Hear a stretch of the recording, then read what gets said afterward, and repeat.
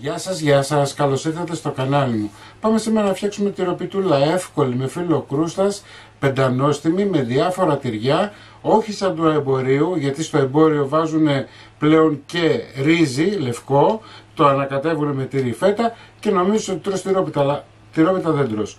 Πάμε λοιπόν να φτιάξουμε μια σπιτική τυρόπιτα να την ευχαριστηθείτε.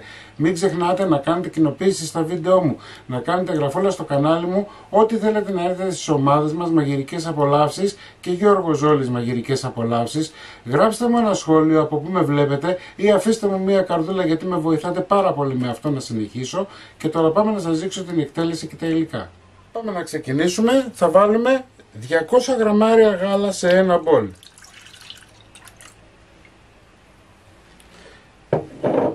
Θα προσθέσω τυρί κρέμα, άλλα 250 γραμμάρια.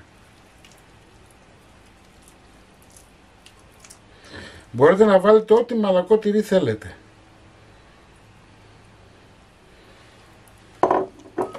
Πάμε να το διαλύσουμε λιγάκι, γιατί δεν θα διαλυθεί με άλλο τρόπο.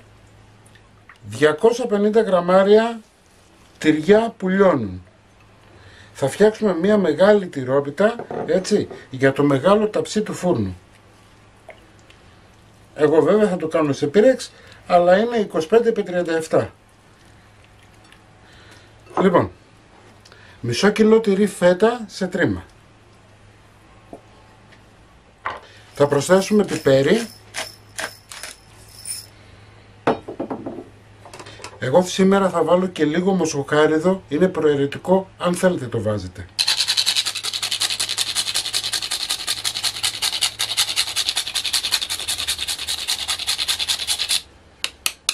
Έτσι, τόσο όσο. Λίγο καπνιστή πάπρικα.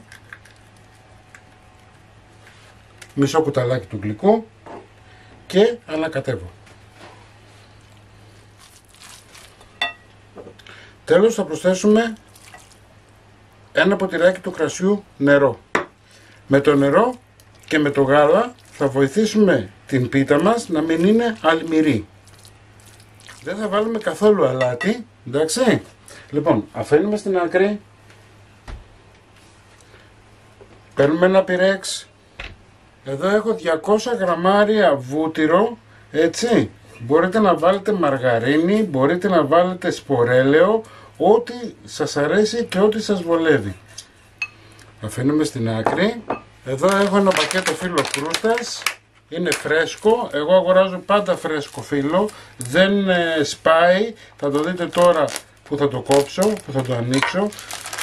Δεν έχει κολλήματα, δηλαδή δεν κολλάει μεταξύ τους και βγαίνουν τα φύλλα ολόκληρα. Θα τα βρείτε σε όλα τα σούπερ μάρκετ. Εντάξει, στην συντήρηση και όχι στην κατάψυξη. Βλέπετε τι ωραίο που είναι το φλαράκι. Λοιπόν, θα το κόψουμε στη μέση. Εδώ.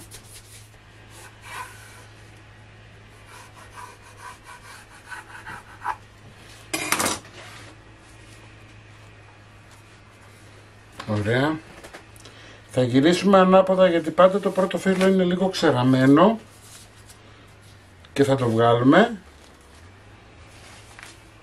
Παίρνουμε πάλι το πυρέξ μας και δημιουργούμε μία φωλιά. Βλέπετε που σας είπα ότι συνήθως το πάνω φύλλο κόβεται λιγάκι. Αλλά δεν μας πειράζει καθόλου γιατί μπαίνει στο κάτω μέρος, οπότε δεν υπάρχει πρόβλημα κανένα. Ξεκινάμε. Ρίχνουμε λίγο βούτυρο και δημιουργούμε μία φωλιά. Σταγόνες θα βάζετε, έτσι, δεν χρειάζεται να βάζετε υπερβολικά. Ωραία.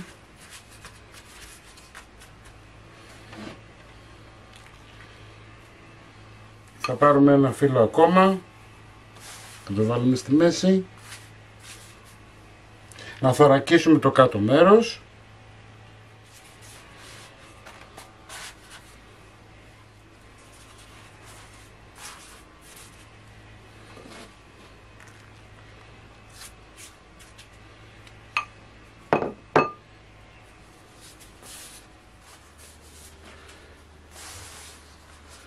Λοιπόν, έχουμε δημιουργήσει τη φωλιά μας. Εντάξει, θα πάρουμε το τυρί μας, τη γέμισή μας, θα ανακατέψουμε λιγάκι και θα το ρίξουμε μέσα.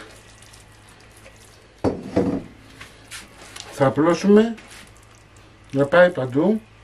Θα προσθέσουμε ένα φύλλο ακόμα.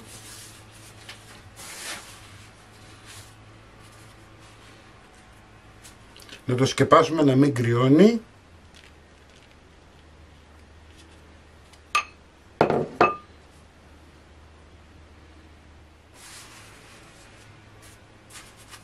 Όπως βλέπετε έβαλα 3 φύλλα, θα βάλω άλλο ένα, 4.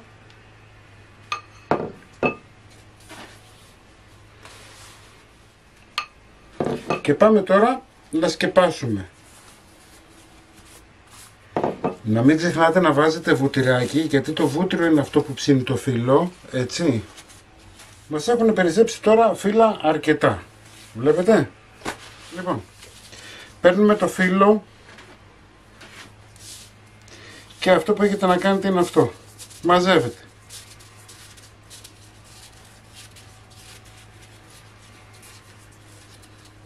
Δεν είναι καθόλου δύσκολο.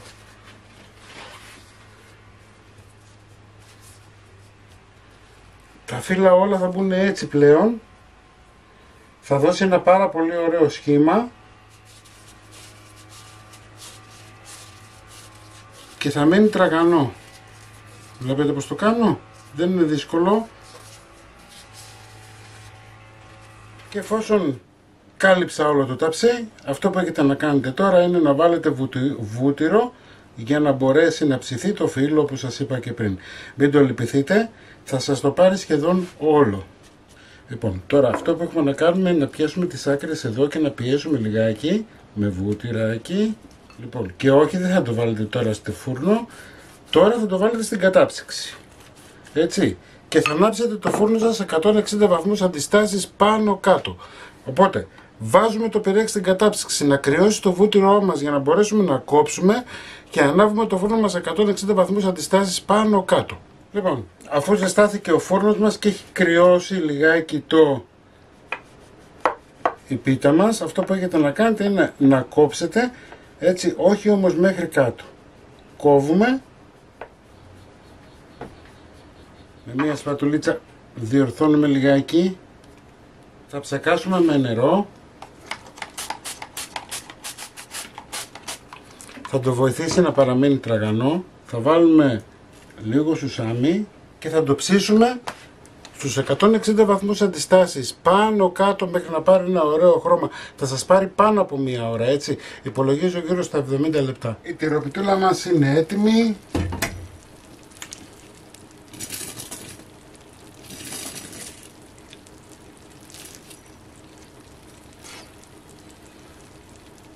Αφήστε την να κρυώσει λιγάκι, θα καείτε. Μην ξεχνάτε να κάνετε κοινοποίησεις στα βίντεο μου, να κάνετε γραφούλα στο κανάλι μου. Ό,τι θέλετε, να έρθετε στις ομάδες μας Μαγειρικές Απολαύσεις και Γιώργος Ζόλης Μαγειρικές Απολαύσεις. Κομμένη θα τη δείτε στην αρχή του βίντεο και εμείς θα τα ξαναπούμε πάλι με ένα νέο καινούριο βίντεο.